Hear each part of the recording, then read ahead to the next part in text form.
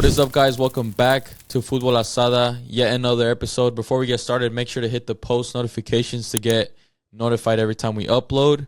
Hit the like button and subscribe if you haven't already. For today, we're going to be reacting to Mexico's Selección roster call-ups for the September friendlies. What has Javier Aguirre been cooking for us? And yeah, let's get into it. Chris, you got any first thoughts of what you've seen so far from the call-up? Well, as the time of this recording, we're going off what Claro Sports and I think 365 MX has basically confirmed. I'm pretty sure it's going to get released later today. But this is pretty much 99% accurate. So don't attack us if we get one or two players wrong. But from what I see, I think it's a massive W. Not a massive W, but there is a lot of positives in this. I'm very happy that Javier Aguirre wasn't scared to call up Alex Padilla. Yes, it's only been 2 games that he balled out in La Liga, but it's La Liga and he should get called up, and he did. He called him up. 20-year-old goalie. Julian Araujo's back. Marcelo Flores is there, been killing it with Tigres. Fidel Ambriz, a bunch of youngsters we've been asking for, like Victor Guzman, again. Like all these young players that have been balling out in Liga MX or balling out for whatever team they play for, they're all in this roster. I don't think there's a single young snub or a young player that got snubbed from this team. And for me, that's a big W. It shows that the managers are paying attention to what's going on, to what people are talking about, like the young players and which ones are doing good and ones that deserve to get called up. I'm very happy about that. Yeah, I completely agree with you. Seeing some of these faces that we've been asking for several months now is a relief. But the L's, I think there's a solid 3 or 4 that are like, what the fuck are they doing here? Yeah. Everyone knows who we're talking about. It's Charlie Rodriguez, bro. I don't know what this guy did or does behind the scenes to get called up every single time by all these different managers. I genuinely don't know what he does. This guy is by far the worst player in the history of the Mexican national team. The fact that he has over 50 appearances is a joke. This guy in his last 50 games for Mexico, this is a real stat, by the way. In the last 50 games for Mexico, 0 goals, 2 assists. That is insane. People are going to say, oh, he's a midfielder. He's not supposed to get goals. Bro, everybody gets goals. Even Edson Alvarez gets goals. Cesar Montes gets goals. Johan Vazquez, Arteaga scored the only goal in the Copa America. Somehow, some way, everyone around him has at least got 1 goal, bro. How have you not gotten not one? How is I don't understand how he keeps getting called up. So I hated his inclusion. I also didn't like Angulo from Tigres, but again, I understand that one just because Chiquete is injured. That's probably Chiquete's spot. I hated Gallardo being included. But then again, if you really think about it, Omar Campos is not a regular starter for LAFC, so he probably can't get called up. Jonathan Gomez has not really even proven himself in a first division yet, so I kind of get Gallardo being there. Another one, I love this player. I think I've always liked him, but he did not deserve to be there for shit, is Diego Lainez. This guy's literally a bench warmer at Tigres. Yeah, he's not. He's kind of done. Not even one of Tigres' top 5 options. The fact that he's on our national team is kind of crazy. He does play better with Mexico. He always has played better with Mexico than his clubs. So I'm not super mad at it, and we do need creative players, but I'm that was a very head-scratching decision. And Memo Martinez. Why is Memo Martinez here? We have Martin could play striker. Santi could play striker. Julian Quiñones could play striker.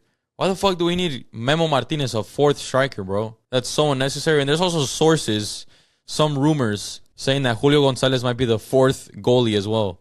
What are we doing? The guy's 32, 33. We already have 3 solidified goalkeepers that are under the age of 30. There's no reason to have 4 goalies for 2 friendlies, bro. That's a load of nonsense. I think besides that, it's pretty solid.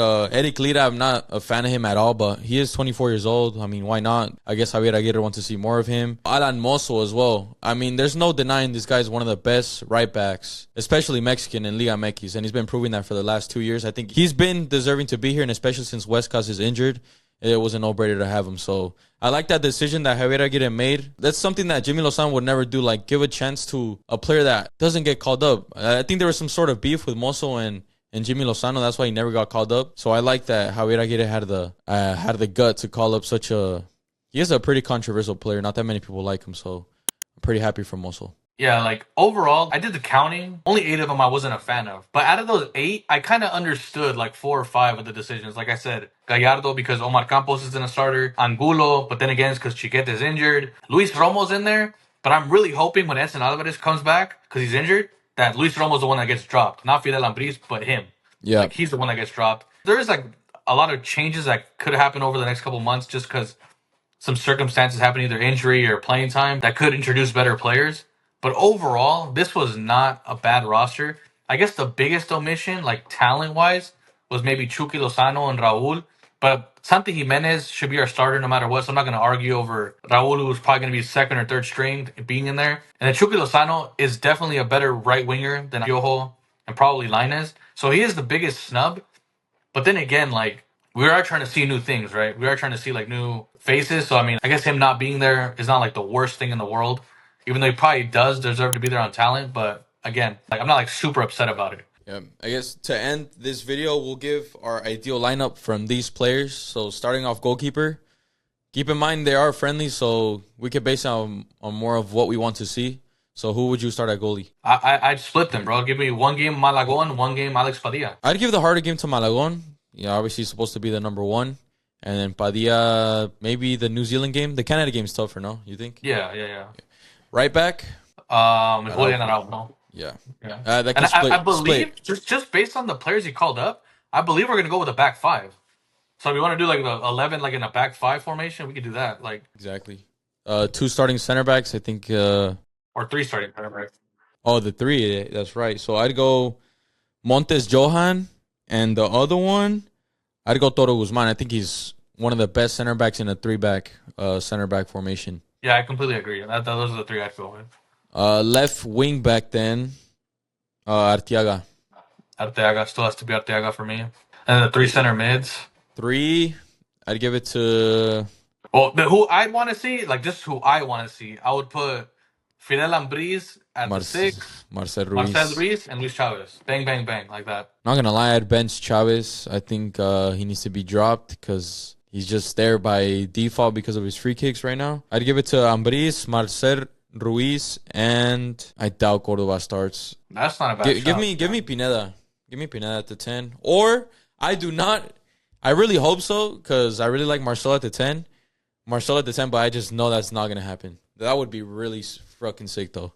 Left wing. Or is it two strikers, right? Or is this the 5-3-2? Actually, let's do 5-2-3 because we don't really play with a 10. A 5-2-3 instead, no? Well, I'll just give you both. So, like, if we don't want to play with two up top, I'd want Santi. I'm not gonna lie to you. I'd like to see Santi and like Marcelo. Like Marcelo playing like a roaming like forward. Nah, he can't play that. I'm just saying what I would like to see. Like I've seen it before with Giovanni Dos Santos and Marcelo's a stick though. He's too weak.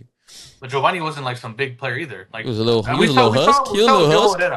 saw with Piojo Herrera. Well, we had like a striker. We had two players up top, and it was a striker like Peralta, and then like a shifty type of player like Giovanni Dos Santos. I think that could work again with Marcelo and Santi.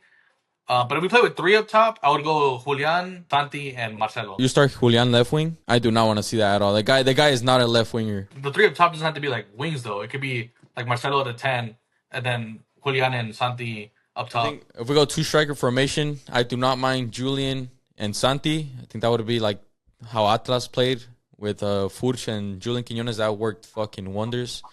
Or I wouldn't mind Henry Martin and Santi Jimenez up top either. I would not mind that at all. But if we go for wingers, on the right, give me Chino. On the left, give me Marcelo. And up top, Santi Jimenez. I think my Piojo train is... I'm done with that. I think Jimmy Lozano lost his confidence. Yeah, I mean, the most important thing for these friendlies, bro, is just seeing new players. Like, I don't want to see Charlie getting a shitload of minutes or Romo. Just the same players every single time getting all the minutes. Like, switch things up, bro. People shouldn't get too mad about what the lineup is as long as it's new things. Like, it might not be the ideal 11, but as long as it's mixed with, like, new players in there, that's all I care about. Like, just not just calling up these young guys, but actually seeing what they can do. Like, it'd be pointless to call up Padilla, Araujo, Marcelo, Ambriz, and all these players for no reason.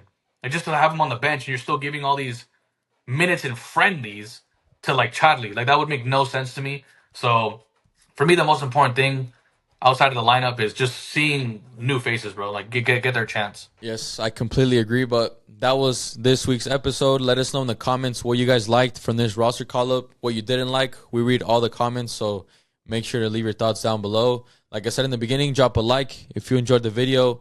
Hit the subscribe button if you haven't already, and the post notifications to get notified next week. And we'll catch you guys next time. Peace.